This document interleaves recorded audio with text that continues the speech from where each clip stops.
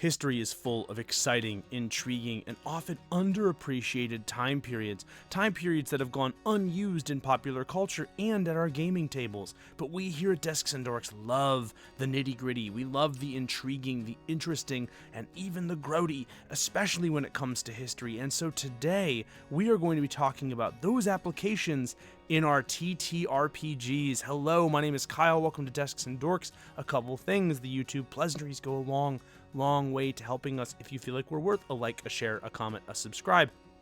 2, you voted on this topic. This is the one that you all wanted to see. If you want to take part in that democratic process, usually our votes go to the community tab, or you can put them in the Discord, which, oh, by the way, is available in the link in the description below. Let's talk about what we're going to be doing today, but before we dive into that, the best way to help us out is by backing our Kickstarter. We are fully funded at this point, and depending on when you watch this video, you might have a few days left to back, or you might have to jump on and get a late pledge. But we do have late pledges available, and we would really appreciate if you helped us out. Now, with that out of the way, let's talk about what we're going to discuss. You all wanted to hear my takes for periods of human history that were neat, but were underutilized in an RPG setting. And so what I've assembled for you are 3 different time periods that I think would make for compelling TTRPG settings, how I would incorporate them into my games, and ultimately how I would make a game based on that time period. So, without further ado, let's jump right in to a time where mass market speculation nearly destroyed an entire country, where fraudulent and corrupt financial institutions spelled doom for the common man. That might sound a lot like the American real estate market circa 2008, but I'm actually talking about the Dutch Tulip craze, which is my first pick for a setting that is underutilized in games. For those of you not in the know, it's a 3-year period of intense market speculation around tulips. During this time, peasants, merchants, and even some members of the nobility and the aristocracy would sell and speculate on the prices of tulips, eventually helping some people make massive fortunes overnight. However, after those 3 years were done, the market collapsed completely. It threw the Dutch economy into what some historians are describing as cataclysmic, but a modern school of thought has actually said, hey, it was there was more fervor to it, more hype behind it than there was actual economic impact. However, either way you slice it, it did have an effect on your average unit and your average person. And it was all about this idea that we could buy and sell tulips for small fortunes. I love this because in many ways it is kind of analogous to modern crypto markets. I'm still waiting on there to be a tulip coin, however. Now, how would I make this system, this strange economic upheaval based around flowers, into a game? Well, the first thing is, I think you need to tie the tulips themselves to magical abilities. The reason I think this is because, hey, how amazing would it be to crush up a tulip or crush up a special flower into powder? You could make a potion, perhaps. You could even eat the petals raw if you necessarily wanted to do that, and you would gain access to certain abilities. The more rare and expensive tulips would give you more powerful abilities. So as a game master, you could even play around with this idea of tulips both as currency and tulips as a source of power, which I think is very interesting. And again, there was sort of egalitarian nature to the tulip craze. Anybody could make a fortune overnight on the tulips, and so because of that, I truly think the best way to do this, and the reason the tulips are given so much importance in our new Dutch adjacent game world, is because anybody can wield these magic powers regardless of previous magical ability, which means if you're a common person and you find yourself in possession of one of the more rare tulips with the magical abilities, you can do incredibly crazy things. But we have to talk about the crash, because as interesting and intriguing as the market speculation, as rising fortunes and falling fervor happening is really cool, we do still have to have the crash, and I think it needs to be magical and financial. You see, in 3 years, those tulips are going to lose their power. You can maybe tie this into a druidic event, the act of an angry god, or just explain it away as part of your world building, but in 3 years, the market is going to crash, and the powers are going to be lost. Now, in addition to this being a high-risk, high-reward, push-your-luck situation when it comes to your personal fortunes, the big problem is that not only do you not have access to the powers of the tulips anymore, but the more that you've used a tulip, the more dire the physical consequences will be for the user.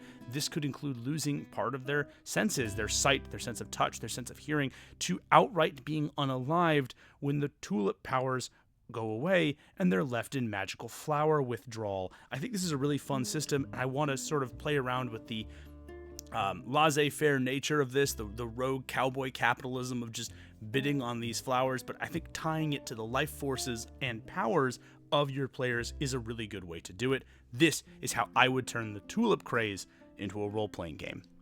But now for something completely different. You see, it's not all just crazed tulips and economic recessions. No, sometimes it's brutalist architecture and the labyrinthine and Byzantine world of bureaucratic politics. Let's talk about Cold War Soviet bureaucracy. Now, when I'm referring to this, I'm referring specifically to the 41-year period where the Soviet Union controlled East Germany, because I think this is where there was so much friction.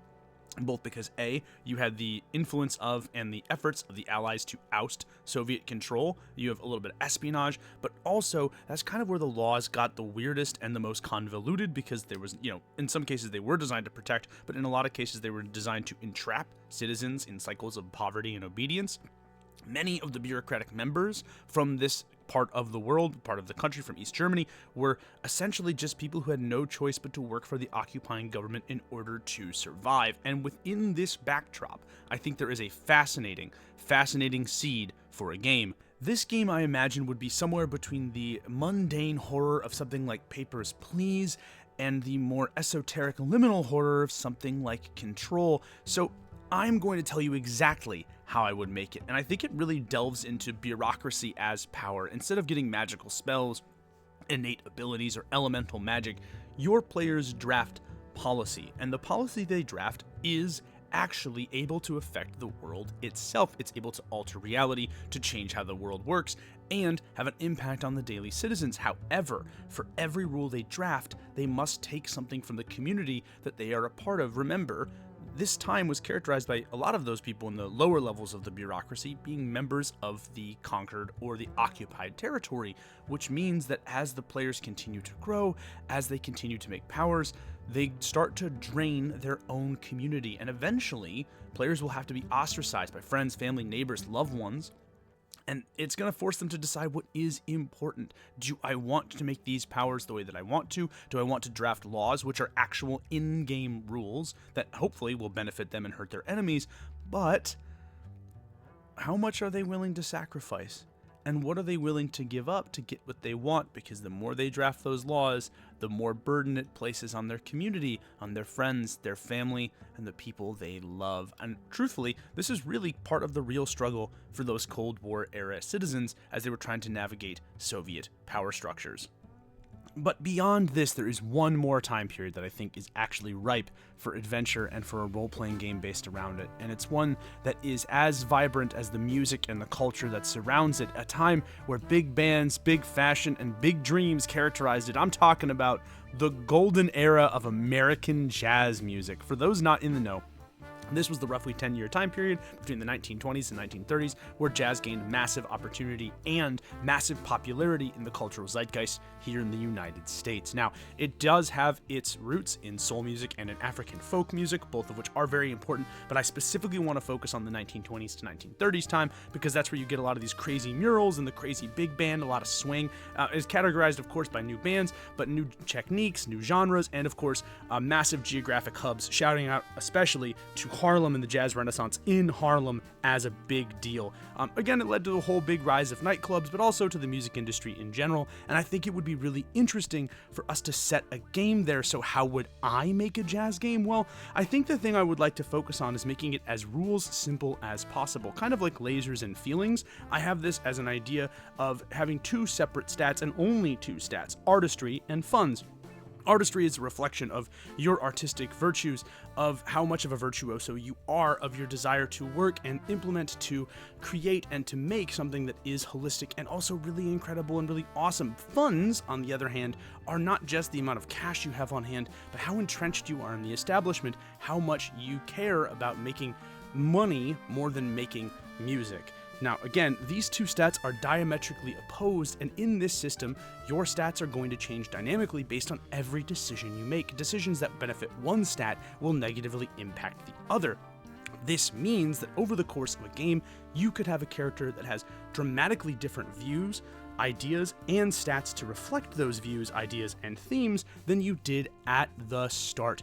I like the idea of starting as like a person who is entrenched in the music industry and is really only interested in doing it for the cash, for the money, for the clout, and having them wind up becoming a street musician who really is just doing it for the joy of the play itself. But that's how I would do it. Again, I'm not saying you can't make a living as an artist. I clearly do that as well, but I think it's really cool to make a sort of diametrically opposed tug-of-war style of system to reflect this time period. And that, my friends, brings us to the end of our video today. I know it's a shorter one, but I was really excited to do this. Hopefully you enjoyed these time periods, me talking about them and how I would break them down in games. If you have enjoyed it, all of the YouTube pleasantries really do help us out a ton. You can use the QR code on your screen, or like take a picture of it, or use the link in the description to take us to the Kickstarter for A Fear Within version 2. That would of course really help us out. Even if you can't back, if you could send it to people you think would like it, that'd be really appreciated. But until next time, I am Kyle for Desks and Dorks. You guys are absolutely amazing, and I'll see you in the next one. Peace.